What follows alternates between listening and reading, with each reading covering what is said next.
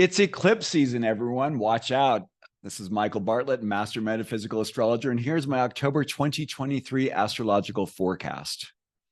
Please note that dates and times are approximate. Please adjust for wherever you are on Earth. I want to thank, of course, Christine Chianchi, the amazing creator who hand-painted all of the Astro Theater figures that we'll be using, such as the moon in Aquarius right behind me. Squares, oppositions, and eclipses. Oh my. Yes, this is eclipse season once again, so everyone. So it's October. The solar eclipse is happening on October 14th at 21 degrees of Libra, right there, close to the middle of the sign, affecting the sun and the moon are right there at the same point. And the lunar eclipse, which will be happening on the 28th of October with the sun at 5 degrees of Scorpio and the moon at 5 degrees of Taurus. Of course, please sign up on my website, coremichael.com, to receive your 2023 retrograde calendar. Of course, we only have 3 months left of the year, but that's already helpful. Thank you so much for listening to me today. Please hit like, please hit subscribe. Please feel free to share with your friends. We begin the month on the 2nd of October with an opposition between Mercury and Neptune. I like these two together. Of course, we want to see what happened, what was beginning in your life around the 21st of August last year. This Mercury is going to be speaking to something that is very Virgoan, maybe something that has to do with your health, or maybe something to do with new routines or ways of taking care of yourself.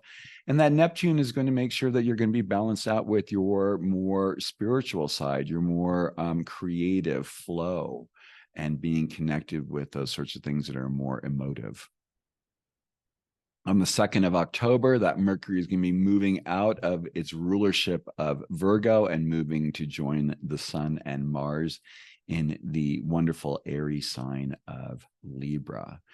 Mercury in Libra does pretty well. It allows for a lot of conversation, ability to communicate, to see the things that are going on with other people and seeing about creating harmony. You can see there being, some people count 3 planets as what we call a stellium. I like to think of 4 planets, but still, when you think of the fact that we're talking about 11 planets in astrology, if we include the moon, sun, and Chiron, here's a full third of them in one sign. So there's quite a focus on Libran energies of being beautiful, of being harmonious and balanced.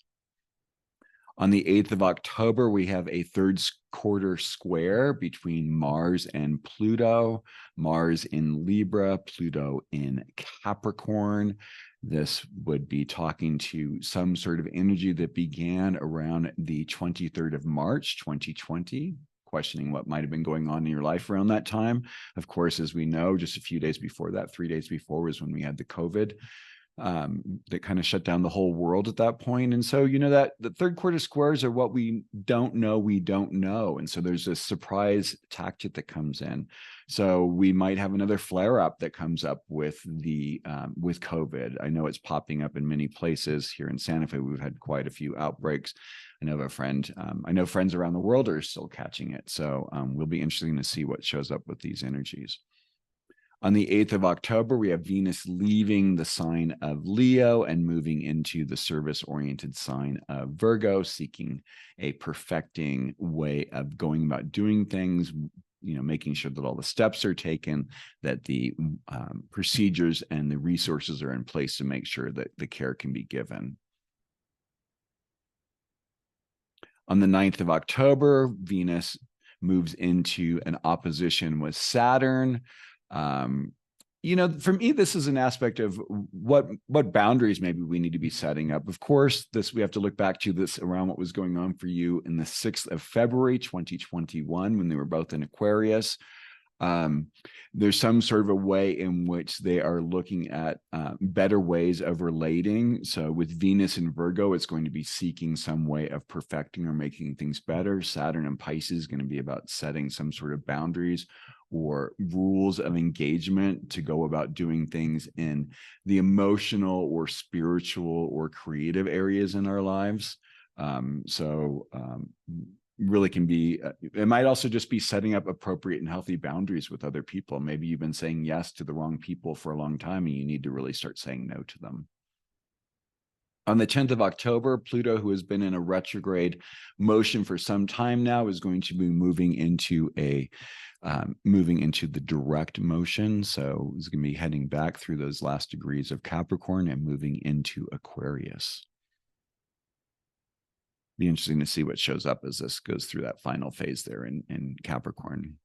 On the 11th of October, we have a Sun Chiron opposition. Traditional way of looking at Chiron is the wounded healer who heals, but I also looking at seeing him as the teacher, educator, facilitator. So first of all, of course, what was seeded for you around the 5th of April, 2023, earlier this year, something about that is going to be coming to a full realization, full addressing. It might be some way in which you are in relationship with different parts of yourself or different people in your life that it's not suiting you anymore. And maybe you need to kind of cut the threads using that sword that Chiron has there and do it in a diplomatic manner, bringing in that Libra. And maybe you realizing this, certain things that you're engaged with aren't feeding you in the right way. On the 11th of October, that Mars is moving out of debonair, harmonizingly beautiful Libra and moving into its own home sign of Scorpio, which it rules. This gives Mars quite a boost of energy. It gives the ability to pierce through things and see things that maybe are normally not really being available or being seen by others. So getting things done. We can see it's in this attorney's office, last will and testament. It might be about getting, your will and estate set up properly, or addressing things that are within a family's estate and directing things, or maybe it's just addressing those things that you like to keep under wraps and keep hidden, and it needs to really be brought out into the light of day. The solar eclipse, as we talked about earlier, will be occurring at 21 degrees of Libra. Back in April, it was in the opposite sign of Aries. So there's going to be some sort of an energy that's going to be coming back from what was going on in April in this way. It's going to be activating those of you who have planets between 11 and 29 degrees of the cardinal signs of Aries, Cancer, Libra, and Capricorn. And where does it happen for you? And what does it happen? In which house does it happen? You can see where there might be some sort of shadow aspect or thing that you really haven't been paying attention to in your life, which is going to be illuminated, into which you really need to start paying attention more and address. I love this imagery from NASA, showing the sun here on the left, the moon in the middle, and the earth here on the right-hand side. As you can see, the moon is creating this almost a pinpoint shadow. Where that shadow goes across the earth is what's called the solar eclipse path, and that's where there's more of a strong effect of the solar experience, the solar eclipse experience on the planet. And where it's going to be hitting this particular time, and these are all from NASA, these next few slides, is going to be hitting from central coastal Oregon, going in a southeasterly direction down through Texas, southeast Texas, hitting Nevada, Utah, northeastern Utah, good swath of New Mexico, right through the middle of Texas, going through Central America, and hitting a wide band through Brazil. Usually what we find is wherever these paths go, there is something that gets illuminated. It's interesting, I think, with the focus on climate change and the devastation that is going on in the Amazon rainforest in Brazil. It'll be interesting to see what kind of comes to light. Here in the US, in the Southwest, we've been endured quite an amazing summer of record heat and rain, and pretty much everything the weather can throw at us has been very challenging. So it'll be interesting to see what kind of comes to the light of day after this sort of experience over the summer. It's going to be lasting 5 minutes, 17 seconds, which means that its effect for us astrologically is going to be about 5 months. On the 14th of October, we have a Mercury-Chiron opposition. Before, we actually had the Sun-Chiron opposition, which is bringing to light something. Now the Mercury steps in, gives us ability to communicate and share the things that we need to discuss in regards to what was seeded around the 26th of March and is becoming fully realized now on the 14th of October. On the 19th of October, we have a Sun-Mercury conjunction in Libra. It's called a kazemi, or combust. That's when Mercury basically disappears into the aura that which is the sun. The sun is so huge compared to the size of Mercury, kind of engulfs it. So Mercury doesn't really have much power in this sense. So he's a little bit kind of a captive of the sun in that regard. So we think of Mercury being irradiated by the solar lights and blessing it. So, and it's, of course, when we talk about this is a new moon, this is a new birth that is going on with this conjunction. And so there's a new relationship between Mercury and the sun at this point. On the 21st of October, we have a third quarter square between the sun and Pluto.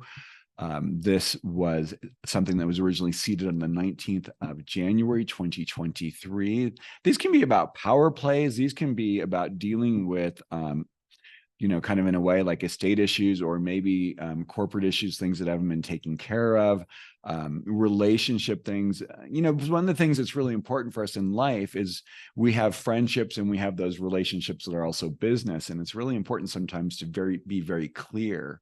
And I believe, and maybe it's because I have some strong Capricorn placement in my chart, but I really believe that good contracts make good friendships. So whenever we enter into an agreement with a friend or a family member, it's not enough just to do a handshake with that. It's really good to actually have things spelled out really clearly and directly so that there is less chance for problems down the line. If either party is not really willing to sign something in that regard, then they're really not going to honor what the intention is behind it. So you really probably don't want to enter into an agreement if someone has been like that with you.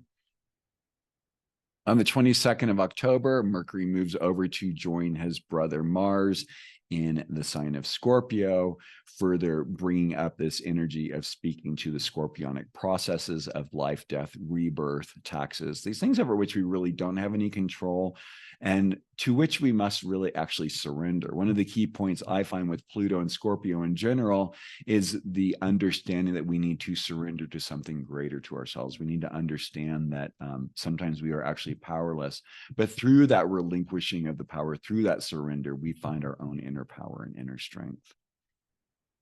Then on the 23rd of October, the sun does its monthly change into a new sign and moves into Scorpio as well. Like I talked about a little bit earlier before, when we talked about the three of these in the sign of Libra, they've now moved on to the sign of Scorpio. This begins a theme that continues on through early spring of 2024, where there's going to be this stronger focus of energy, 3 and sometimes 4 and even 5 planets. So when we talk about half the solar system being involved in one sign, these are really, I think, kind of like almost like football energy, but we'll talk about that as that progresses in the coming year. As the sun moves into Scorpio, we know this is fall. We know we're getting ready for Halloween and really kind of seeing what the shadow side is. Halloween, All Saints Day, those other things that we tend to not like to pay attention to while we're enjoying summer, so to speak. The lunar eclipse with the sun at 5 degrees Taurus and the moon at 5 degrees Scorpio happens on the 28th of October. Again, thank you to NASA for this great image of the sun here on the left, Earth here in the middle, and the moon moving into that little range of shadow that is cast by the Earth on it, and which allows for us to see the eating away of the moon, so to speak. I always like that idea of the mouse eating the moon. So for those of you who have planets in the early signs of, oh, wow, my computer's going really slow today. Sorry about that. Fixed signs from 0 to 15 degrees, Taurus, Leo, Scorpio, and Aquarius, and the late cardinal signs of Aries, Cancer, Libra, and Capricorn. So the key will be which of your deeper personal needs require your attention and what have you been ignoring and where in your life are you not getting what you need? It's really important for us to really address our needs and seeing what sometimes we can toughen through things. And I think that Scorpio side of the Scorpio Taurus is, I think, that a really tough axis on the in astrology. It really speaks to this sort of power play that gets played out time and time again. So on the 28th of October, we have Mercury-Jupiter opposition. This was seated originally when Mercury and Jupiter were conjunct at on the 29th of March of this year. So whatever was going on for you then will be coming to a full realization. This might be a time to be addressing issues that have been going on, maybe one's resources, the ways in which maybe you are funding someone who shouldn't be funded, or you're paying for things that you shouldn't be paying for, or maybe you've been a little too indulgent in parts of your life, and now you really need to kind of come in and say, what do I really need to do to take care of myself in a healthy manner? How can I enjoy life in a way that makes me feel good but doesn't make me sick? It's interesting. I've had a few friends lately who have come down with gout, that disease that comes from what they call good living. And I think for me, what I like to think about with life is finding ways in which we can have basically a 20-80 relationship, right? If we do 80% of doing the right thing, then we can kind of have a 20% experience of enjoying the sweets and the chocolates and all those kind of fun things in life, if our systems are built for that. But because I think sometimes when we say no to things and we deny ourselves, I think it creates another sort of energy that isn't really helpful or good for us in the long run. It creates a demand that needs to be met. So when you're here, this is really great to speak to that, to write it down, maybe to say like, hey, these are the things I want to address in my life. On the 29th of October, Mercury and Mars are in a conjunction. This is it's interesting. The image that comes to my mind is, having a nail attached to your shoe to the floor. So you're kind of running around in one space. But this can really be kind of a challenging energy. This is kind of feeling that something isn't right and needing to address it and finding out what it is. And I think with the sun there, that's going to really help bring some light to this energy and help address whatever it is that's going on underneath. That concludes the astrological forecast for October 2023. I want to also tell you that I do astrological coaching because, as you know, most people come in who do astrological readings, they'll get it for 90 minutes and they'll get a lot of aha moments and see these things in which they need to maybe address and focus on. But the truth is, the next day, excuse me, we all usually go back to who we are. So astrological coaching is where I help you work with your inherent challenges and gifts to help you attain the type of life that you're really here to live, and to be clear about who you are and support you in being your divine self. So please visit my website, coremichael.com, for more information. I welcome emails. Please leave comments if you like. Please share with your friends, hit the like button, subscribe. Thank you so much for listening to me, and I hope that you gain some value from today's talk. Thank you so much, and have a great day and month.